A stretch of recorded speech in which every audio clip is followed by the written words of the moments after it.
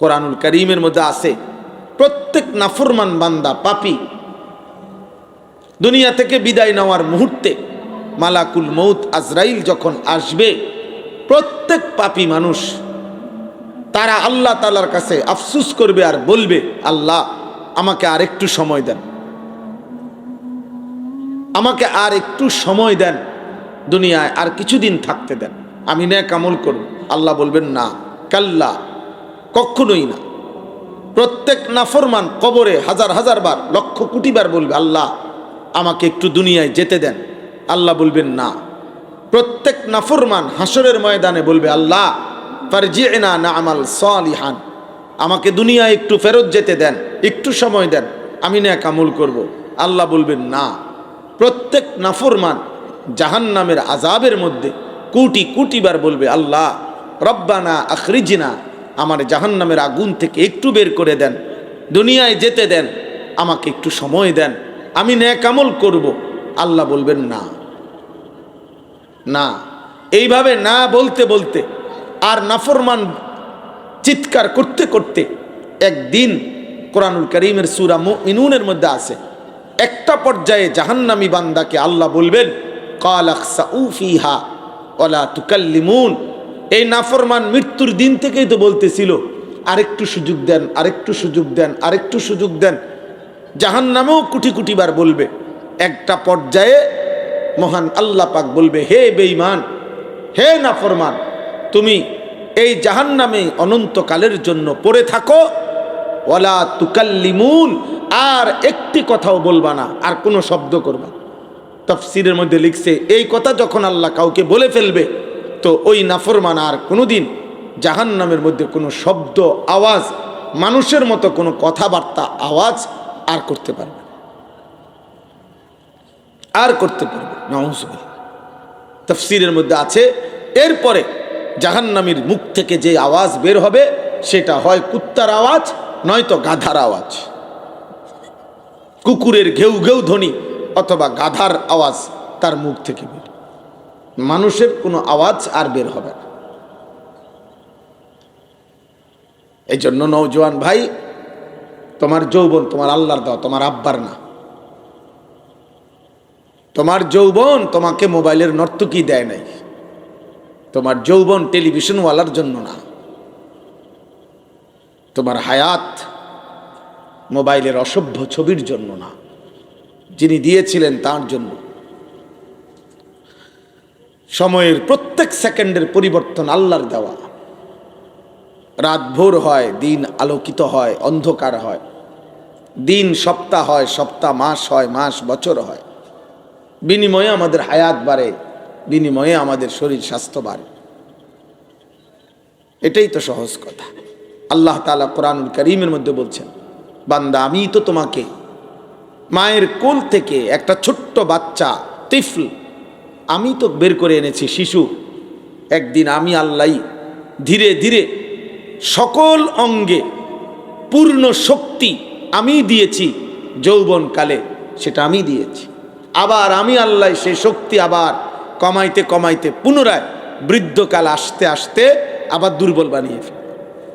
একবার দুর্বলতা থেকে শুরু করেছি, শক্তির পর্যন্ত নিছি, আবার শক্তি থেকে যৌবনকালে আবার আমি আল্লাহ তাআলা শক্তি কমাইতে শুরু করলাম, বৃদ্ধকালে আবার দুর্বলতা ফিরাই দিলাম।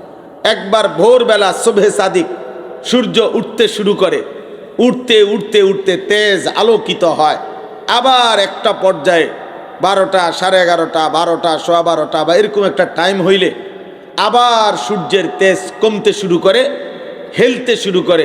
সন্ধ্যা হইতে হইতে সেই আলোকিত সূর্যটা, তেজওয়ালা সূর্যটা একেবারে নিস্তেজ হইয়া, আলোহীন হয়ে, দুর্বল হয়ে আবার ডুবে যায়। আমাদের হায়াত ঠিক এরকম। প্রতিদিনকার সূর্য দেখলে আমাদের হায়াত বোঝা যায়।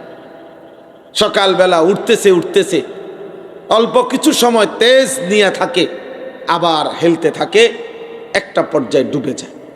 আমাদের হায়াতও ছোট্টবেলার শিশুকাল দুর্বলতা নিয়ে বাড়তে থাকে, একটা পর্যায়ে অল্প কিছুদিনের যৌবন শক্তি সামর্থ্য থাকে, আবার ঠিক বরাবর 40 বছর যেদিন শেষ হয়, প্রত্যেক মানুষের সারা দেহ সারা অঙ্গের দুর্বলতা শুরু হয়। 40-এর পর থেকে ভাঙতে শুরু করে শরীর।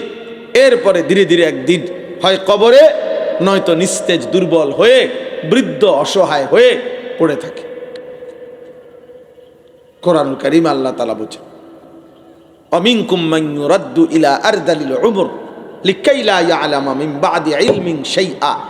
আল্লাহ বলেন, আমি কাউকে কাউকে এতটা বৃদ্ধ বানিয়ে ফেলি যে মানুষটা গত 60 বছর, 70 বছর, 80 বছর পৃথিবীর কত কিছু জানতো, বুঝতো, শিখতো, বলতো, পড়তো, লিখতো, শিখাইতো, সেই মানুষটা একটা পর্যায়ে আইসা এমন দুর্বল, এমন বৃদ্ধ, এমন অসহায় হয়ে যায় যে এখন আর সে কিছুই বোঝে না, কিছুই বলতে পারে,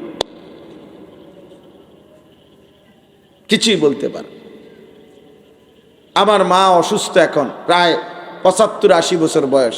যেটাই জিজ্ঞাসা করি মা কয় হুঁ, কিছুই বলে না, বুঝে না। অর্থাৎ আমি তো মাকে দেখছি যে মা পুরাটা সংসার চালাইছে।